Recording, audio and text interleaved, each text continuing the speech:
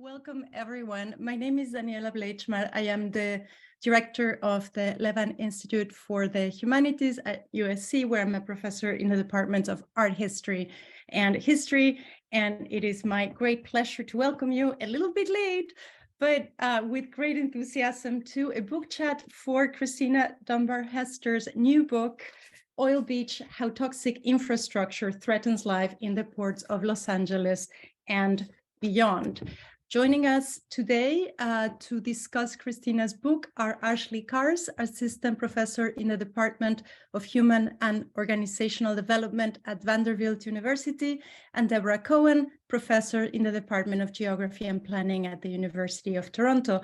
And today's conversation will be moderated by our colleague at USC, Juan de Lara, associate professor of American Studies and Ethnicity and director of the Center for Latinx and Latin American Studies. I'll also mention that today's book talk is co-sponsored by the U.S. Center on Science, Technology, and Public Life and the U.S. Wrigley Institute for Environmental Studies. So what we will do today is we will first hear from Ashley and Deborah, who will make brief comments. Sorry, we will first hear from Christina, who will tell us about her books very briefly, and then Ashley and Deborah will engage her in conversation for about 25 minutes, and then we will open it up to questions from everyone who has joined us today. We do invite you to turn on your camera if it is possible. It is always nicer to see humans rather than names. So please join us in this virtual room. And Christina, take it away. I will be brief, but I, of course, want to say thank you to Daniela and to Isabella for a lot of logistical work, as it were, in the background here. So I'm delighted to be here and, yeah, to have the conversation. And so I won't dwell for too long. The book is, in certain ways, a self-indulgent, perhaps, narration of my own crash landing in Greater Los Angeles, which was not something I expected to do with my life up to the point when it happened. But you know, when I arrived, I was trying to orient myself to, you know, life and patterns here, and you know, sort of figure things out. And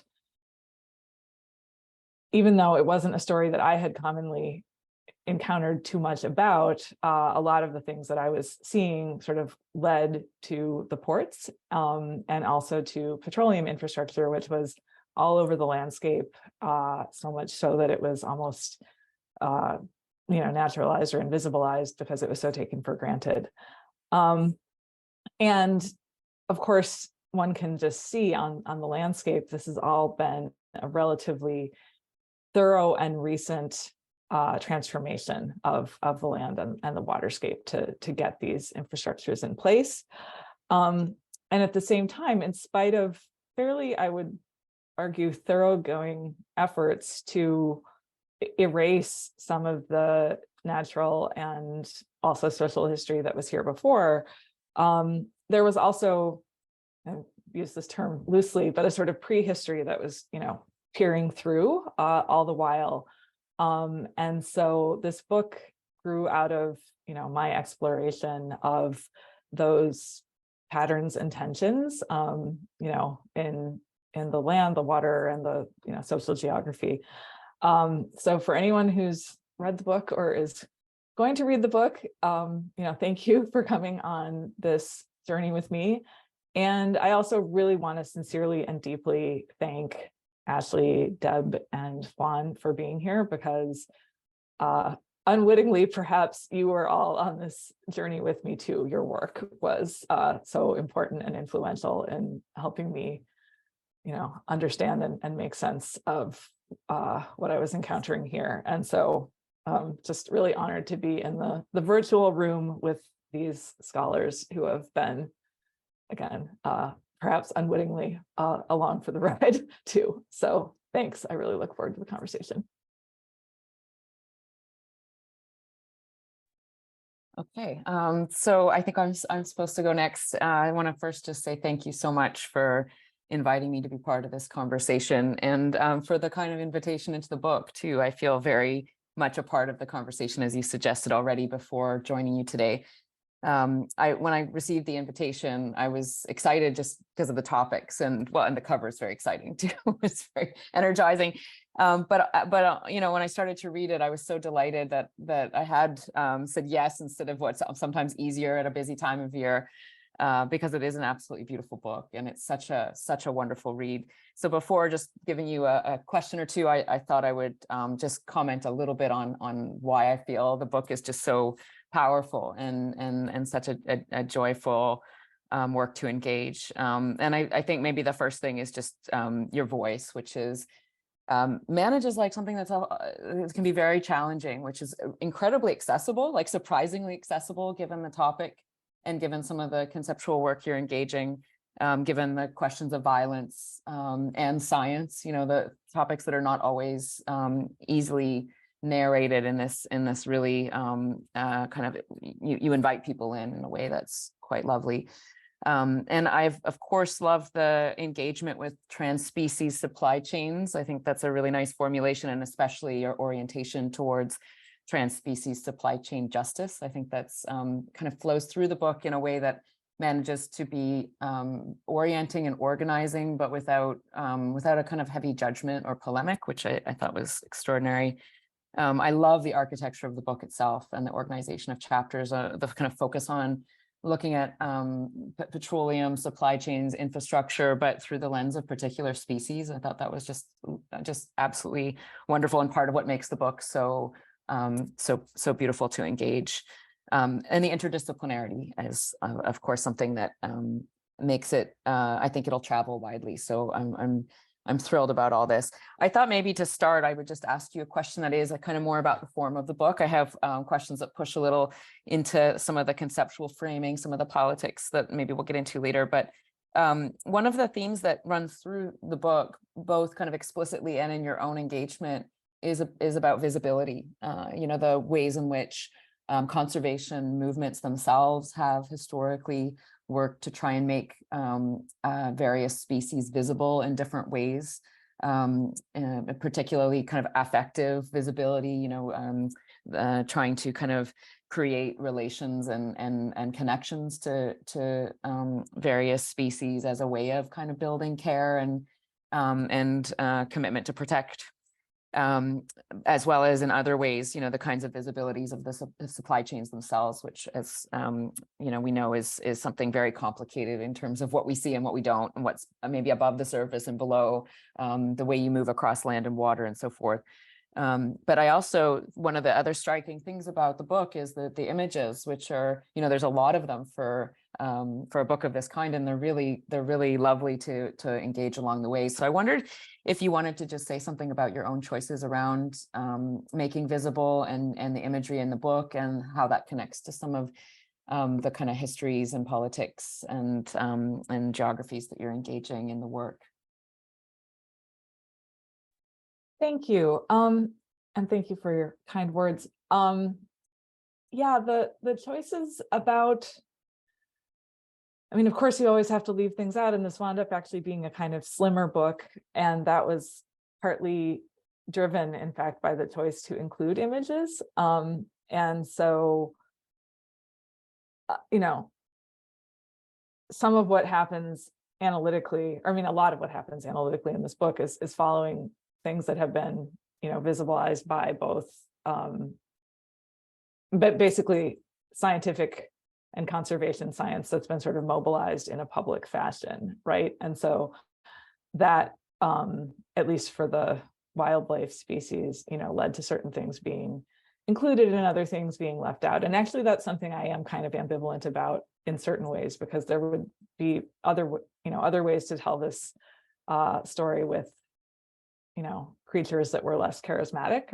and so I feel a certain ambivalence about not having more of that in there in a way. But on the other hand, this allowed me to make, you know, a methodological choice to stay with things that are visible and familiar, but maybe trouble them or tell sort of less common narratives about some of them.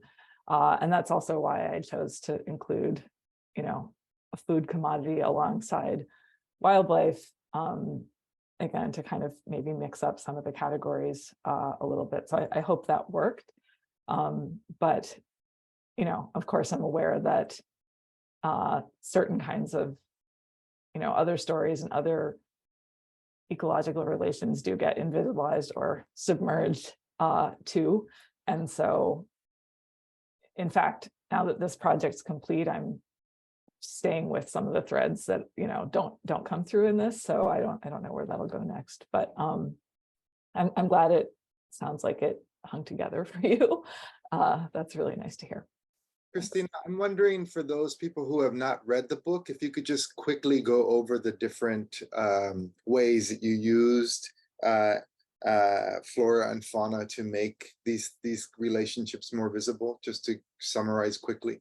Sure. Yeah, so there's 4 empirical chapters, and then there's at least each of which focuses on a charismatic species, and those are in order: birds and avian life, bananas, otters, and then cetaceans. And then they're all sort of, I would say there are at least 6 species if we count capital and petroleum, which I would also sort of enlivening or and deadening, along the way. And yeah, so that's the outline. And so it's a sort of unnatural, natural history in a way. I hope that was an okay summary. Thanks, Juan, for the prompt.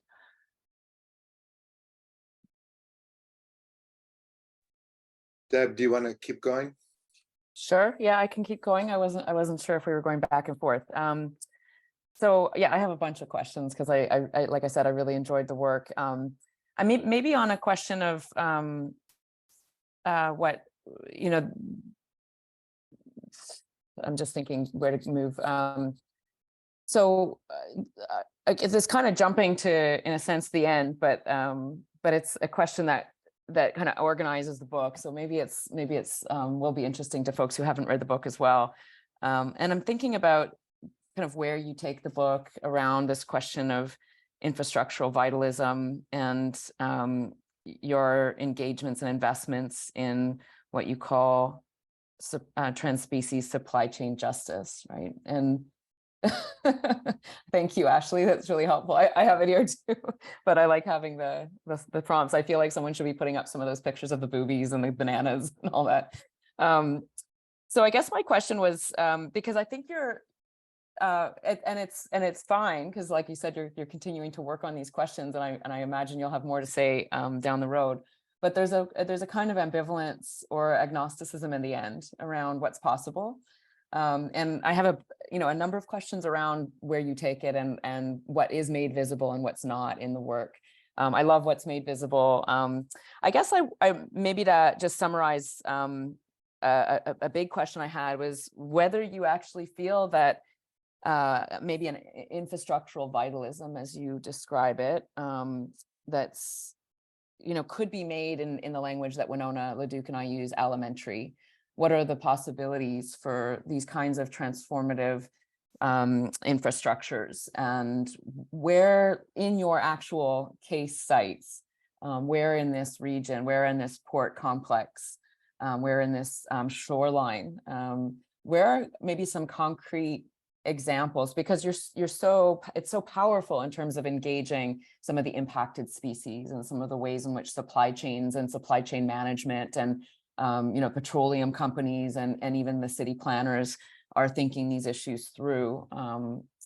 But we don't necessarily hear about some of the alternative ways that communities, First Peoples are maybe already or in a continuous way working to create or transform these kind of toxic infrastructures into something else. So it's a big question, but maybe I'll just throw it back at you and see where we go.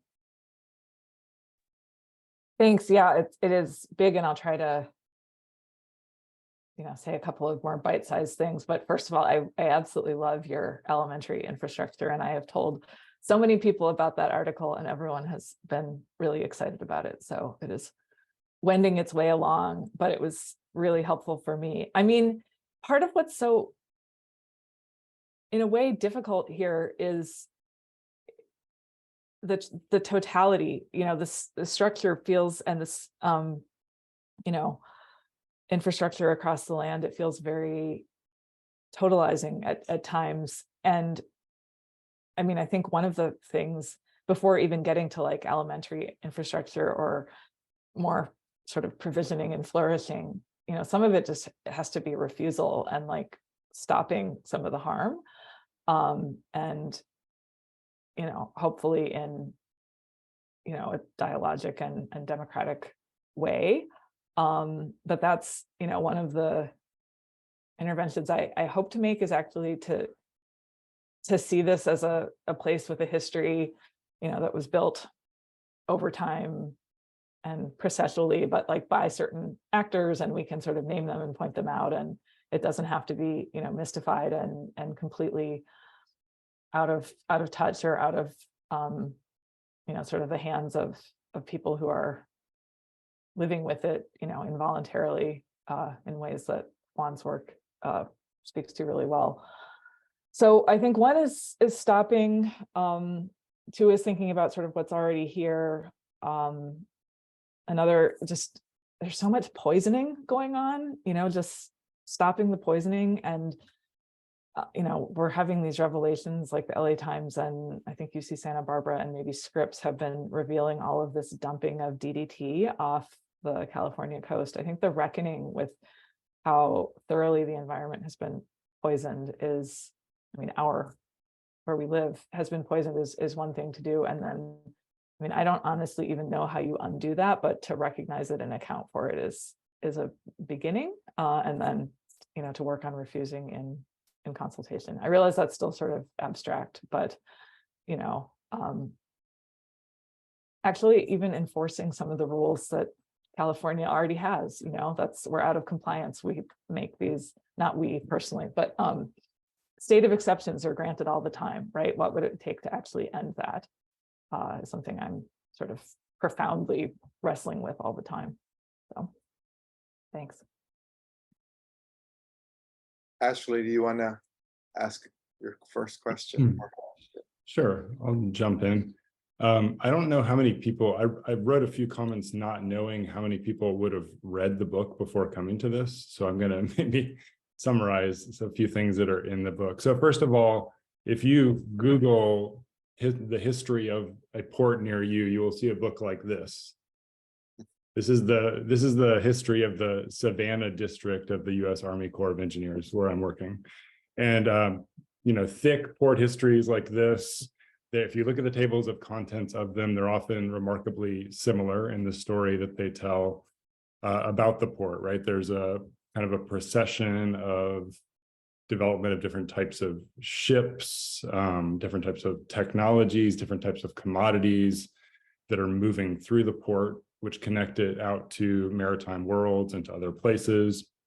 And then on the other hand, there are these local to regional stories of the struggles to overcome physical geography, shallow water depths, sedimentation, shoaling, stuff like that, landside development, labor struggles, and so on. And I think what this book, look at these next to each other. Come on, which one would you read? What this does, what Christina's book does, I think, is really to enliven port studies. And I see that as kind of like the central contribution and intervention of it. And she does that in two ways. She has these two concepts. One of them is, which Deb just mentioned, is infrastructural vitalism, which basically is about how the kind of creators, managers, maintainers, boosters of these ports and other kind of capital infrastructures around them act as if the infrastructure is alive and assign a kind of sovereignty and power to these systems that circulate commodities and so on. And then on the other hand, there's the kind of organismic life that that Christina described in her chapters. And so you can imagine that this generally doesn't go very well for the organismic life side of the equation in this telling, and I'll say more about that in a second. But a few things I want to say that I love about the book. First of all, the cover is amazing. Like we often say, don't judge a book by its cover, but I think this one just jumps off the shelf at you in a way that like, and it actually like conveys something pretty powerful about the book. So that's great.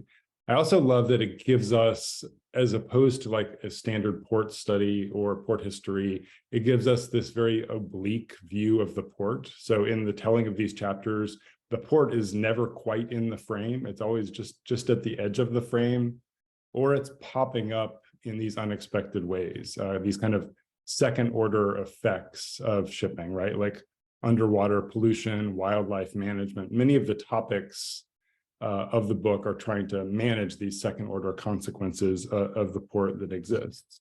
So one thing I love about it is how empirically there's an open question, I think, of where the port begins and where the port ends here that Christina works through in some really interesting ways here. And as Deb was saying, I think the writing really sparkles. So if you don't think you're interested in ports, you know, come for the charismatic birds and otters and cetaceans, and stay for the bananas and port history and containerization stories. It's really exciting, and the book leaves us in this kind of hopeful place with transspecies supply chain justice, which we just talked about. But I wanted to talk about the kind of the dark side of the equation for a minute, which is the idea of infrastructural vitalism, and the idea of inevitability as a source of life around the port. And I just wanted to convey like a couple of quick anecdotes from my own work. One of them is I was studying this port project in Savannah, or I still am. And in my interviews with people, there were like opponents of the port from a variety of state agencies. The one commonality I found was like everybody agreed that the project would happen, right? So even the environmentalists who are most opposed to this huge port deepening project said the project is inevitable. And therefore the question just becomes, how can we mitigate the worst harms of this project? You know, how can we contain it, set the thresholds, all the stuff that Christina talks about. And then I was in this meeting about ports in Rotterdam, and somebody brought up the question of a shallower port. And they were like, could we make the port of Rotterdam or the port of Hamburg shallower? And everybody just kind of sat around scratching their heads. And it was like, people really had a hard time wrapping their head around the idea that ports don't need to grow, that they could get shallower over time. So I guess my question to you is, how do you think about the source of the vitality in infrastructural vitality? Where does it come from? Or how does it manifest in Los Angeles in your study? Because that seems central to thinking about how to denaturalize it and how to open up alternative futures. Sorry for the long wind up. Thanks for the beautiful book. Thank you, Ashley. And thank you so much for allowing me to think with your work. And how could anyone not be interested in ports and dredging? Too fascinating. Anyway, I think that's right. Suggesting that there isn't going to be that something other than unidirectional growth or unidirectional pursuit of growth is possible is itself already heretical or something, but I think we really need to like sit with that. Shallower, slower, just, not pursuing volume. But in a way, I will be honest. I mean, on the one hand, officials who have just built for growth are, in certain ways, they're the anti-heroes of this story or something. And it's very easy, and I think correct, to sort of point fingers at them. But I also do think on some level, like, they're maybe not fully aware of, the currents that they're, being swept in also. And that's actually hard. I mean, and that's actually for me, Deb's work really opened up thinking about that, like, who or what is really in control here. And it is part of why I went with this, animistic concept. What is there is something like that's real about a question of who's in control here. And, you can see these people building the system and, a certain human agency there, and certainly, finance is heavily, capital is heavily implicated here. But, how you would actually go about sort of unspooling that, it does kind of flicker around the edges, right? I think it's hard to sort of to grasp that, because it probably requires, both big and small changes that are, very thoroughgoing. And I do think that we need them. I don't know, in my fantasy, which is, of one, a place like Los Angeles would sort of get out in front of this and say, we're actually going to consciously wind this down in some way. And that's a strategy for the region. And we're going to, turn to other things, instead of just sort of, pursuing ever more. But instead, they're just sort of haunted by that happening to them involuntarily or something. And I don't know, it will be interesting to see what happens, but now I'm just rambling. Yeah, part of why the fort doesn't come into focus is it's kind of too big and tentacular to like be held in a frame. And another thing also, this is the last thing I'll say, is, we know that financialization has also led to all this, fungibility and sort of swapping of carbon or whatever in markets. I'm also really interested in the way that this site drives effects elsewhere. And so is therefore, it's a local site, but it's also, a conduit for all these systems. And again, who or what is logistics, right? But that's, kind of the beating heart here. And, I hope I've enlivened it some, but I think there are, all these sort of strands that run through it. And I've,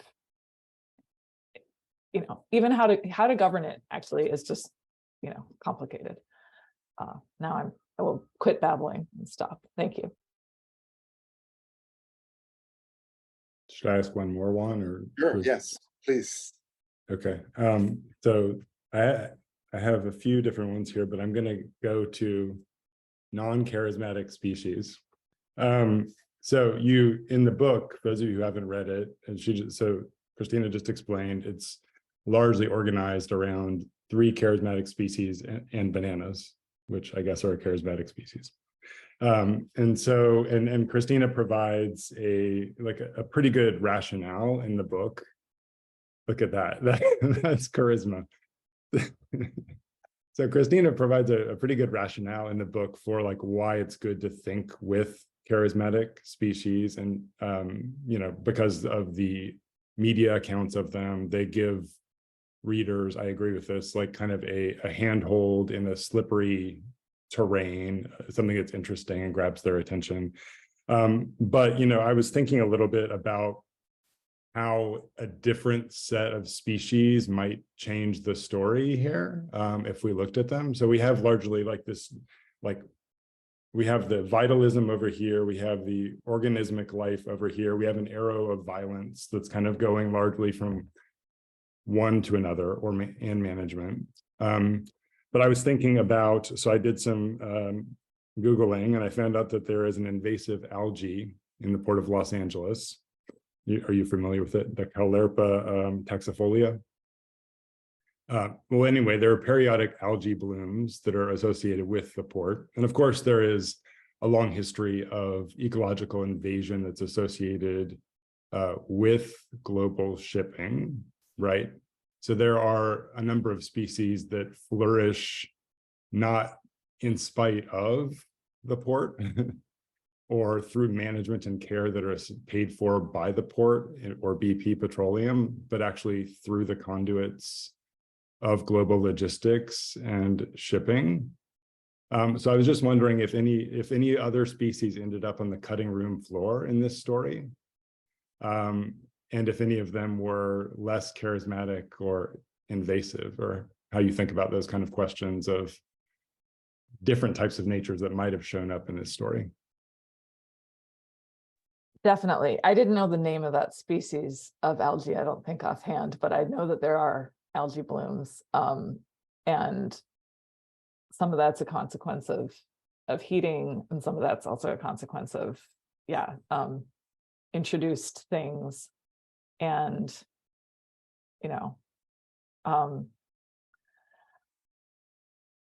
one certainly could tell a bunch of those stories.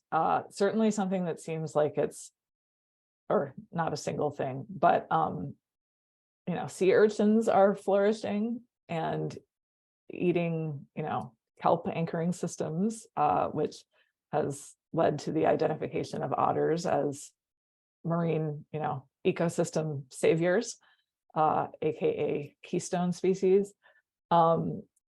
So actually, shellfish were something I considered. There are both, I think, this is what's called an ecotone. So warm and cool, or heretofore cool waters sort of meet in this part of the California coast. And so more of a Northern Pacific ecology sort of touches sort of warmer, going down into, I guess, tropical zones ecology here. And so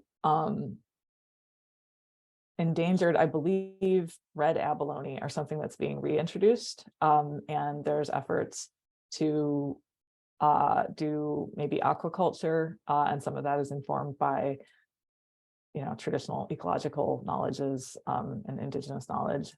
So that could certainly be another story. Also, parasites are flourishing for some of these animals. There's agricultural runoff, and even like pet waste, like kitty litter, winds up in the storm drains and the sewers. And so then, in a combination of, again, sort of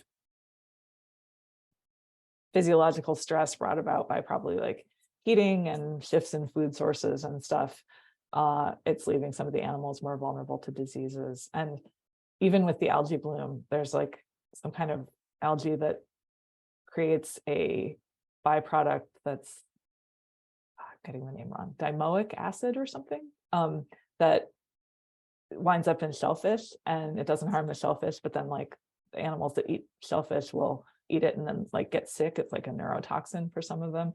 So yeah, there would be many kinds of other relations to draw out. And I could have written another chapter, didn't. But yeah, the other answer is the methodological one, is that there aren't as many, charismatic accounts of other animals, but there would certainly be other stories to tell. And yes, I don't want to sort of say,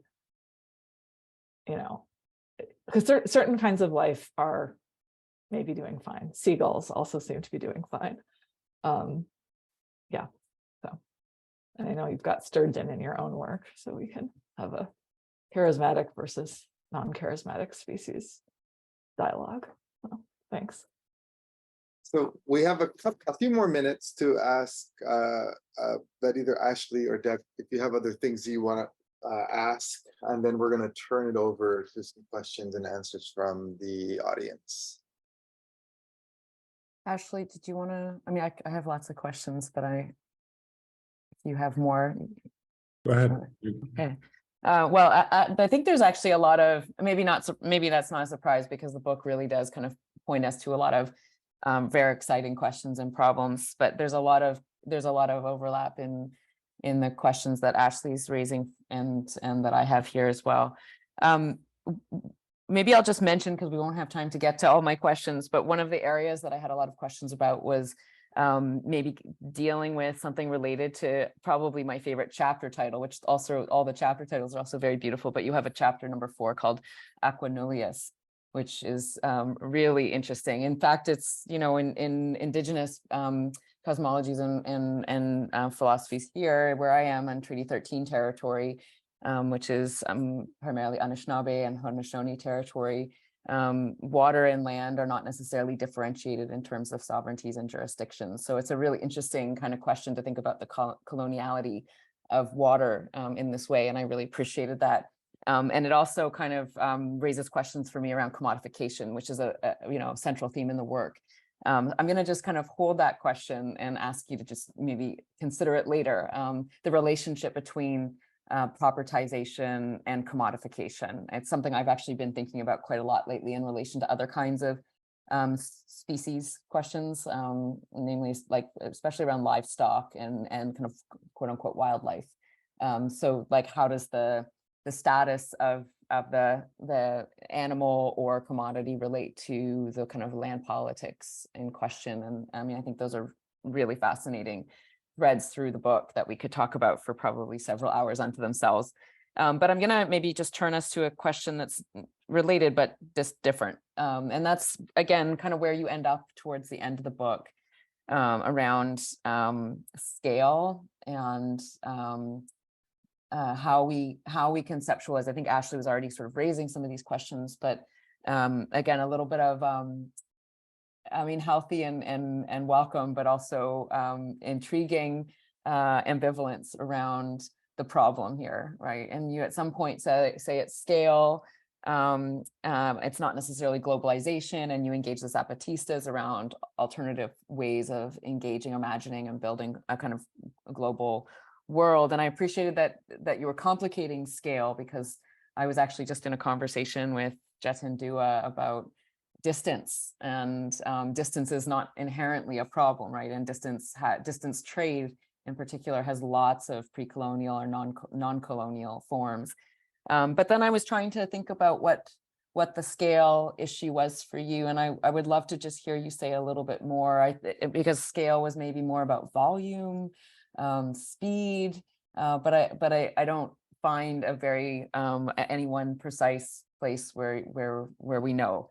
So could you tell us a little bit more about how we're to sort of envision, like if it's not necessarily about the global, because the global could be done in different ways, as you nicely point out, and it's not necessarily about infrastructure either, and it's not even necessarily about petroleum, because you have this great engagement with Zoe Todd's work around the kind of different ways that even petroleum have kind of figured in indigenous worlds. So could you just say a little bit more about scale and how that relates to the kind of challenge? I mean, there's obviously a scale problem in the challenge of what we're dealing with in terms of extractivism, capitalism, the petroleum economy. But how do you envision scale here as you define the challenge at hand? Yeah, that's a very fair and generative question. I think that I would continue to be slippery about it, or maybe not, but that I think it's not really about like drawing a line and saying like, this is the line, this is too much, this is just right, this is too little or whatever. But I think it's about governance. And that's what I hope the trans-species supply chain justice, which is definitely a mouthful, and not an easy slogan, can maybe help point to, is it's about, who's in control of decision making, and, whether or not there's been, violent severing of,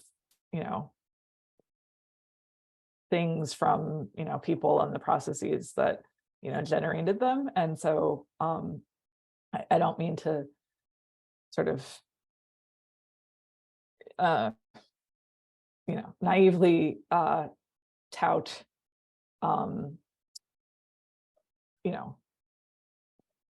that or sort of promulgate an idea that, democratic governance would be really easy here or anything like that. But I think that's part of what's going on, I think, is that the scale is so big that it is out of control, or it's only being controlled by, the kinds of actors that we would have very long, critiques of, and, I do want to sort of really draw out how, this is a space of empire and this is the space of, again, violent trade. But so bringing it down to, systems of governance that can, actually audit it and account for it, and respond to criticisms of it. And that's when I was babbling earlier in my answer about, all the sort of things that run through it as a space of governance. It's everything from community air quality activists to, labor and truckers or longshoremen, and also the city of LA and California and again, global finance and maritime regulations. And so,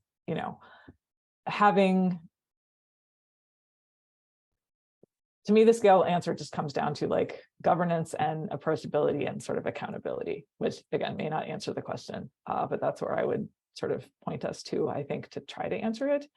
Because all of those threads are, and also, yeah, indigenous, land back kinds of movements, all of those are sort of running through this highly contested space. So with that, I think we need to open it up to questions from the audience. If you have a question, I ask you to please raise your hand so that we can call on you.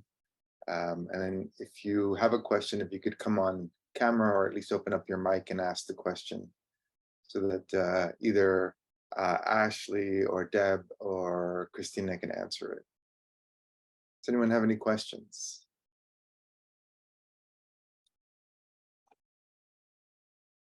Joanne.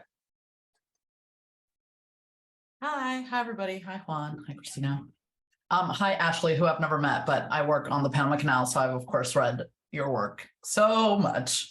In any case, my question obviously comes from my own interest a little bit, which is about care labor in the Panama Canal, but your book also talks about care in a really different way.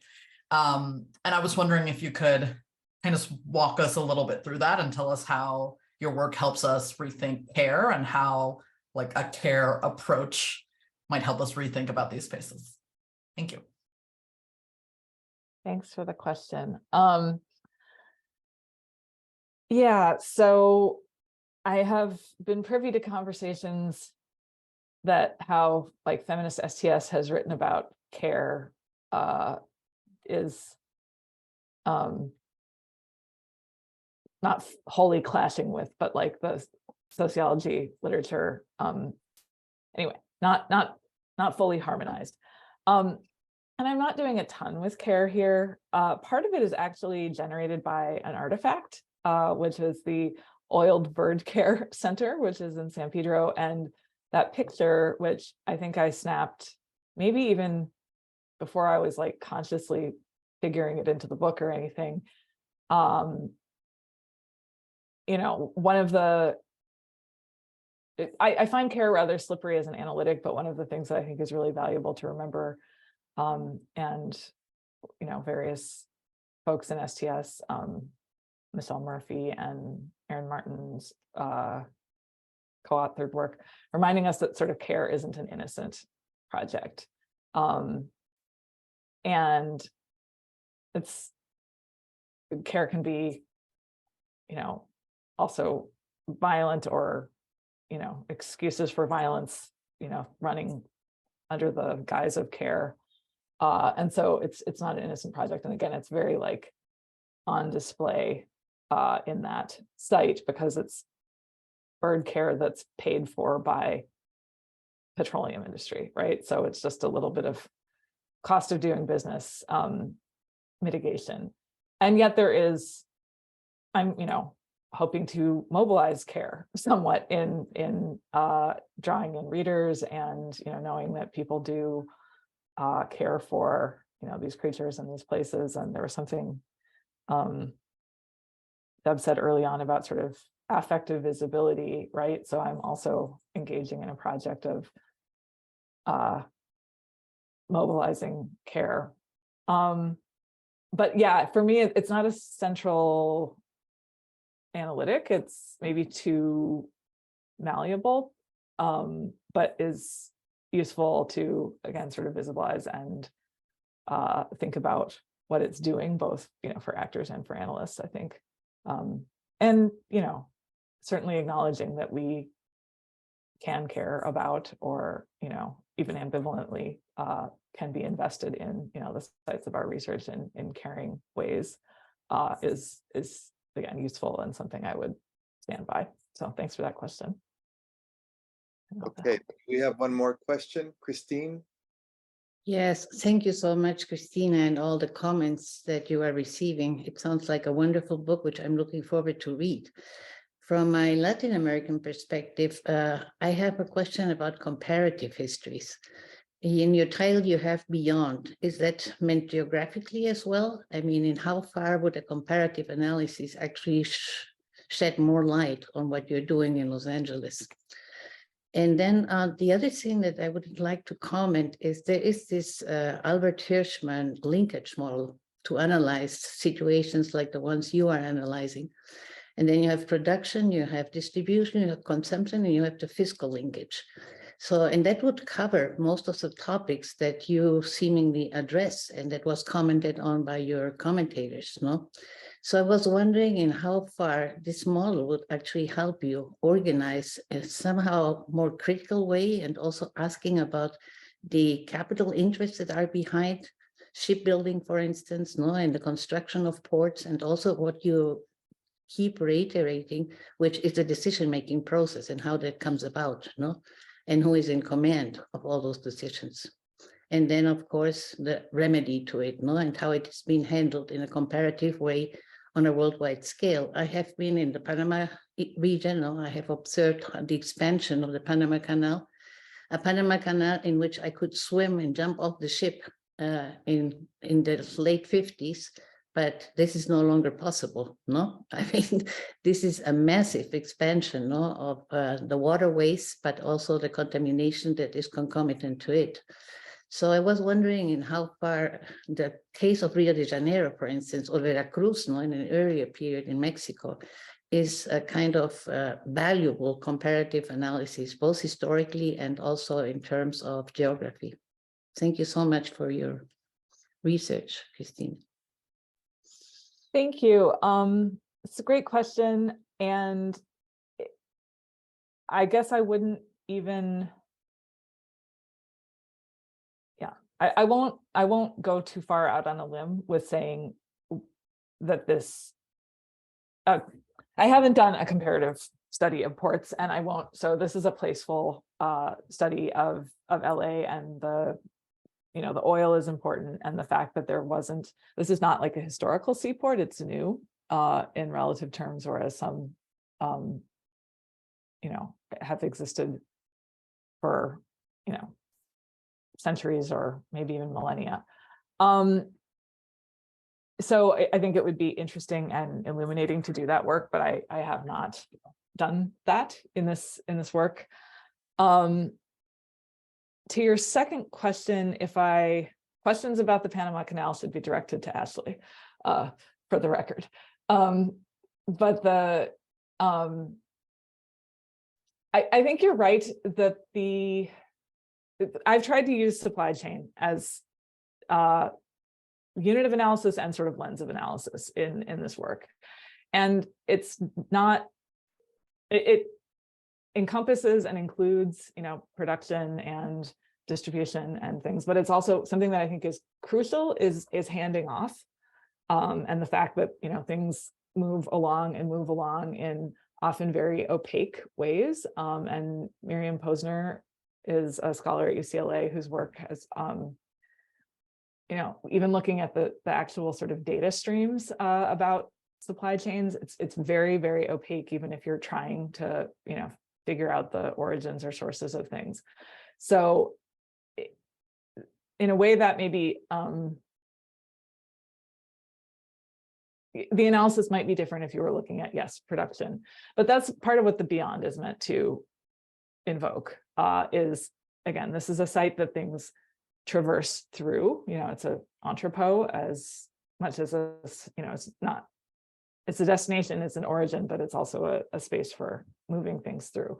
And that, therefore, I wouldn't necessarily even know fully where to sort of draw the boundary about where this ends, because it's meant to facilitate, you know, these flows. So I don't know if that answers the question, but I have thought about it, and it is a good question. So we have roughly 2 minutes because we need to make sure that Daniela is able to close us out. So I'm wondering if in those 2 minutes, maybe Deb and Ashley, if you have anything else you want to just say in conclusion, and then Christina, I'll give you the final word before we hand it over to Daniela. Go ahead, Ashley. I feel like I had a little more time for questions. Well, I want to send everybody to the book. So especially, I mean, if you're in Los Angeles and you want to know the landscape around you a little bit better, then do this as summer reading, and it's a real pleasure. So congratulations to Christina. Thanks for having me. Let's see. I mean, I have many more questions, but we'll take those offline and continue the conversation later. Thanks to all of you for showing up for this conversation as well. And it was a pleasure to be in conversation with you, Deb and Juan. Deb, any final words? Just echoing, just this is it's a beautiful read, and it's like, given that it's such a tough subject matter and such a complex set of questions as we've been hearing, it's just so remarkably readable. It's such a lovely read. So I encourage everyone, get your book, sit on the beach this summer, sit by the port, check out the species that you're going to be reading about, and learn about you know, the really complex politics that underpin and hopefully can help us get somewhere different, and help us get to a beyond, not the beyond space of the port, but to a beyond infrastructural vitalism in the really violent and apocalyptic ways that Christina's book helps us to understand better. So thank you for this beautiful work. And I can't see what you're holding up, Ashley, but it's been lovely to meet you as well, and to be in conversation with folks here. Christina, any final comments before we hand it over to Daniela? I'll just be really brief, but yeah, thank you everyone so much for all the questions, all the comments. The last thing I'll say is, and I think I say this in the book, I'm sure I do, but like, we have to think in California and the United States, you know, even if we can curtail like consuming petroleum to some degree here, like the port is implicated in processing it and shipping it. And we have to like zero in on, you know, I don't want to keep like just saying, oh, it's also complicated. I think that's actually relatively, it's hard to imagine materially, but it's relatively simple. Like there has to be like zeroing in on both consumption and movement around of this commodity. And you know, that's a sight to think with that for me. So thank you so much, everyone. The questions have been lovely. So I'll be quiet now and let Daniela say whatever you're going to. Thank you so much. Really, really feel honored. Before I hand it over to you, thank you, Christina. And I will remind people in a book called The Promise of Infrastructure, which essentially said that infrastructures are not neutral. And I want to thank all of the authors here for reminding us of that. So with that, I'll turn it over to Daniela. Thank you so much. I just want to thank everybody for coming, and to again congratulate Christina on this amazing book. Highly encourage reading, as has already been mentioned. Thank you so much, Deborah Cohen and Ashley Garst, for joining us in conversation with Christina. Thank you, Juan, for your spotless moderating. And I just wanted to let everyone know we have our next book chat on May 8th, just 2 weeks, where we will be talking about Joan Flores Villalobos' new book, The Silver Women, How Black Women's Labor Made the Panama Canal, out this year from the University of Pennsylvania Press. So amazingly connected book chats. Many congratulations, Christina. Thank you, everyone.